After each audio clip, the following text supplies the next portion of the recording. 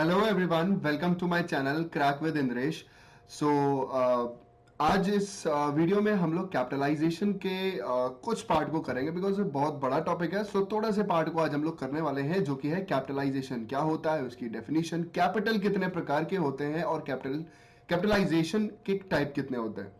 तो इस पूरा जो कैपिटलाइजेशन है इसमें हम लोग under capitalization, over capitalization, watered capitalization, इनके बारे में भी हम लोग पढ़ेंगे। बट आज के वीडियो में देखिए क्या क्या होता है, बड़ा इंटरेस्टिंग है और पूरे वीडियो को देखिएगा, सब्सक्राइब कर लीजिएगा चैनल को और बेल आइकन को जरूर प्रेस करिएगा। सो आइए देखें इस पूरे वीडियो में क्या है।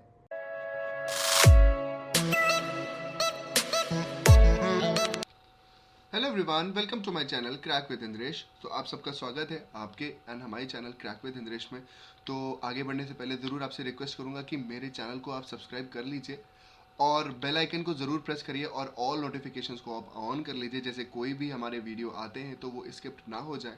और क्योंकि हर एक छोटी से छोटी, बड़ी से बड़ी, जैसे भी नॉलेज हो, नॉलेज लेना ज़रूरी होता है। और हाँ, आपको और भी एक्सपीरियंस, आपको और भी लाइव क्लासेस चाहिए मेरे, तो आप मेरे को फॉलो कर सकते हो अन अकेडमी पे और प्लस का सब्सक्रिप्शन ले सकते हो। और ये जो इंद्रेश 001 कोड है उसको भी यूज़ कर सकते हो। इन सारी चीज़ों का डिस्क्रिप्शन मैंने नीचे दे रखा है। मैंने अपने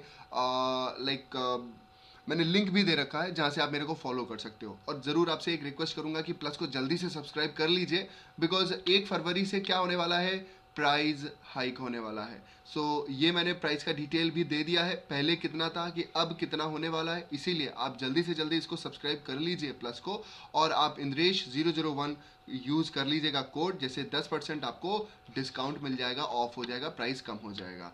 और हाँ, अगर आपको आइकॉनिक का भी सब्सक्रिप्शन लेना है, एक पर्सनलाइज्ड व्यू है हमारे अनअकैडमी टीम का, जहाँ पे आपका और भी प्लस से भी ज़्यादा एक्स्ट्रा बेनिफिट है। एक प्रीमियम प्रोडक्ट है, प्रीमियम चीज़ है, जहाँ पे आपको बहुत अच्छे से अच्छे प्रिपरेशन करने को मिलेगा, आपको एक बिल्कुल बेस्ट एक्सपीरियंस मिलेगा। बट आपको आइकॉनिक का सब्सक्रिप्शन लेना पड़ेगा, जिसका अमाउंट मैंने यहाँ पे लिख रखा है।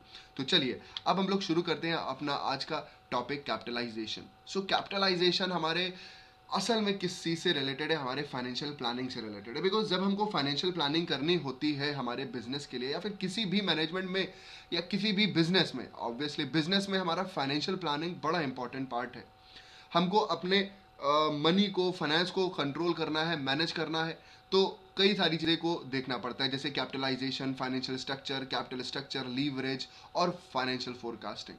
सो फाइनेंशियल प्लानिंग करते वक्त क्या इंपॉर्टेंट पार्ट हमको देखने पड़ते हैं। पहली बात तो कितना अमाउंट कैपिटल हमको चाहिए रेज करना है और वो किस फॉर्म में होना चाहिए, दैट इज इक्विटी हो, लोन हो, डिबेंचर हो, प्रेफरेंस हो, है ना, किस फॉर्म में आप उस कैपिटल को ले रहे हो और वो कितने प्रोपोर्शन में होगा, मतलब इक्विटी कितनी होगी, डेट कितना होगा, प्रेफरेंस कितना होगा, तो उसका प्रोपोर्शनेट अमाउंट कितना होना चाहिए और उसकी फॉर्मुलेटिंग पॉलिसीज क्या हैं। ये 3 चीज़ें हमारी बड़ी इंपॉर्टेंट होती हैं हमारे फाइनेंशियल प्लानिंग में।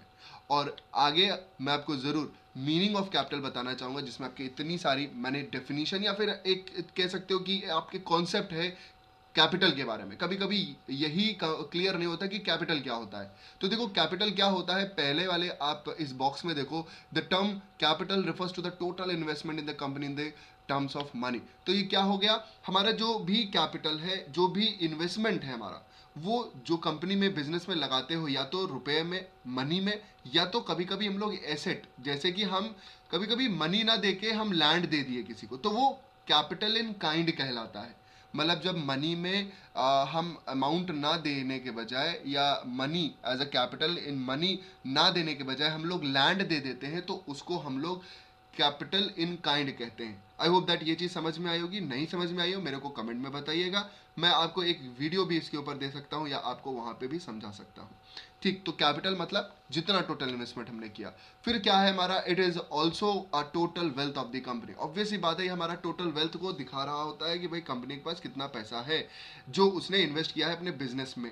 ठीक, कैपिटल हमारी इनिशियल और इंटीग्रल पार्ट होता है हमारे नए और एग्जिस्टिंग बिजनेस फर्म में। बिल्कुल सबसे पहली चीज कैपिटल ही होती है जहां से आप शुरुआत करते हो। भाई पैसा कितना, उस हिसाब से अपनी साइज को, अपने प्रोडक्शन को, अपने सारी चीज़ों को आप मैनेज करते हो। और ये कैपिटल जो है वो हमको 2 तरीके से रिक्वायर्ड होती है, या कह सकते हो कि कैपिटल 2 तरीके की होती है, फिक्स्ड कैपिटल और वर्किंग कैपिटल। तो चलिए एक एक करके ये भी हम लोग देख लेते हैं। Fixed capital is the capital which is needed for meeting the permanent and the long term purpose of the business. बिल्कुल फिक्स्ड कि ये तो इतना तो हमको चाहिए ही चाहिए, और ये हमारे परमानेंट, ऑब्वियसली बात है, जो फिक्स्ड है वो लंबे समय के लिए होगा, परमानेंट इसकी रिक्वायरमेंट होगी. Fixed capital is required mainly for the purpose of meeting the capital expenditure. Capital expenditure समझते हो ना, जो लॉन्ग टर्म होते हैं, like asset of the business, इनके लिए फिक्स्ड कैपिटल का रिक्वायरमेंट होता है, बिकॉज ये एक बार हमारे पास आती हैं तो ये लंबे समय तक यूज होती हैं, right? So it is the amount invested in the various fixed and a permanent asset which are necessary for the business concern. किसी भी बिजनेस कंसर्न में इतना फिक्स्ड तो होना चाहिए कि हम उससे अपने एसेट को खरीद सकें, कुछ तो भाई चाहिए होगा ना लंबे समय के लिए. इस सारी हम लोग कैपिटल को फिक्स्ड कैपिटल बोलते हैं. अब इसकी डेफिनेशन में मैंने आपको दे रखी है कि like fixed capital is the comparatively easily defined to include the land, building, machine and other assets having a relatively permanent existence. हम जब अपने मनी से, लाइक एक ऐसा मनी जहाँ पे हम लैंड खरीदें, बिल्डिंग खरीदें, या फिर मशीन है, या ऐसे ही हम लोग दूसरे एसेट को खरीदें जो जिनका लाइक परमानेंट एग्जिस्टेंस होता है, इस चीज़ के लिए जो मनी लगती है और जो कैपिटल लगता है, इसको हम लोग फिक्स्ड कैपिटल बोलते हैं. Characteristics of the fixed capital. Very first character is that it is required to buy the fixed asset. Fixed capital meets the capital expenditure. बस यहाँ पे ध्यान रखिएगा, अगर आप नेट की प्रिपरेशन करते हो तो जरूर यहाँ से क्वेश्चन बनते हैं. Fixed capital normally consist of a long period, लंबे समय के लिए होंगे.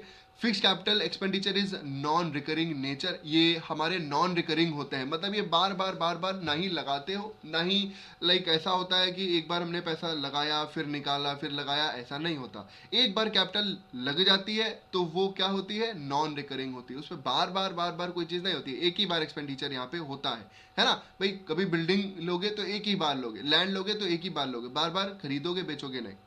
Fixed capital can be raised only with the help of the long term sources of finance. तो भाई जो लॉन्ग टर्म सोर्सेज हैं, शॉर्ट टर्म सोर्सेज को क्यों नहीं लाएंगे, क्योंकि ये फिक्स्ड है. लॉन्ग टर्म लंबे समय के व्यू पॉइंट से होते हैं, 10 साल, 15 साल, 20 साल, है ना. इन इतने लंबे समय के लिए जो हमारे सोर्सेज होंगे उन्हीं को ही यहाँ पे लगाते हो. अब वर्किंग कैपिटल क्या होता है? वर्किंग मतलब डेली, भाई वर्क होता है डेली का daily, day to day business में या ट्रांजैक्शंस में या हमको ऑपरेशंस में जो पैसा चाहिए होता है उसको वर्किंग कैपिटल बोला जाता है. ठीक है. सो सिंपल है. it may cross the working capital and the net working capital. Normally working capital consists of the current asset, जैसे कि हमारे पास इन्वेंट्री है, बिल रिसीवेबल्स हैं, है ना, डेटर्स हैं, कैश है, बैंक बैलेंस है, प्रीपेड एक्सपेंस है, जितने भी हमारे टोटल करंट एसेट होते हैं उनको हम लोग ग्रॉस वर्किंग कैपिटल बोलते हैं. ठीक. So any acquisition of the fund which increase the current asset increase to the working capital also for the one and the same. तो भाई देखो, जब हम कोई ऐसा फंड रिक्वायर करते हैं जिससे हम लोग करंट एसेट को इंक्रीज करें, बढ़ाएं, ये भी हमारी वर्किंग कैपिटल कहलाती है. तो वर्किंग कैपिटल हमारे किस पर्पस के लिए यूज हो रही है? एक तो रॉ मटेरियल के लिए, वेजेस देने के लिए, डे टू डे एक्सपेंसेस के लिए, और हमारे जो मेंटेनेंस एक्सपेंडिचर होते हैं. भाई एक साल के अंदर वाले जो खर्चे होते हैं इनको खर्चे ही बोलेंगे, और इनको मीट करने के लिए वर्किंग कैपिटल का रिक्वायरमेंट होता है. ठीक. तो अब हम लोग आगे बढ़ते हैं और बात करते हैं. देखिए, ये वाला जो हमारा वाई एक्सिस दिख रहा है ये हमारी कैपिटल दिखाता है, और ये हमारा दिखाता है टाइम. ठीक. ये वाला हमारा टाइम दिखाता है. तो ये जो हमारे पास टाइम के साथ बिल्कुल भी चेंज नहीं हो रही है और एक फिक्स्ड है, इसको हम लोग फिक्स्ड कैपिटल बोलते हैं.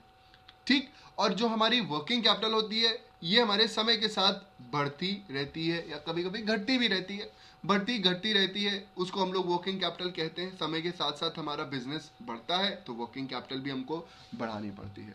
फिक्स्ड कैपिटल हमेशा फिक्स्ड रहेगी, वर्किंग कैपिटल हमेशा एक जैसी नहीं रहेगी, वो बढ़ती घटती रहती है. ठीक. अब बात करते हैं कैपिटलाइजेशन के बारे में. इस वर्ड में बड़ा कंफ्यूजन होता है लोगों को. कैपिटल और कैपिटलाइजेशन में अंतर है. कैपिटल से ही कैपिटलाइजेशन आया है, सिंपल सी बात है. कैपिटल हमने समझ लिया क्या होता है. कैपिटलाइजेशन क्या होता है? It is the process of determining the quantity of funds that a firm require और needs to run its business. जब हमारी हमारे बिजनेस को जितना फंड रिक्वायर होता है अपने बिजनेस को चलाने के लिए, इसी को हम लोग कैपिटलाइजेशन बोलते हैं.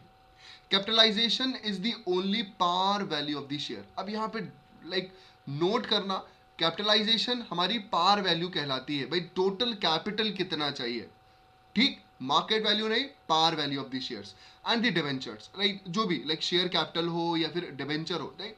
हमारे कैपिटल में डिवेंचर भी हो सकता है, प्रेफरेंस भी हो सकता है, शेयर इक्विटी शेयर भी हो सकता है, प्रेफरेंस शेयर भी हो सकता है, कुछ भी हो सकता है, बट हाँ पार वैल्यू में इनको होना चाहिए।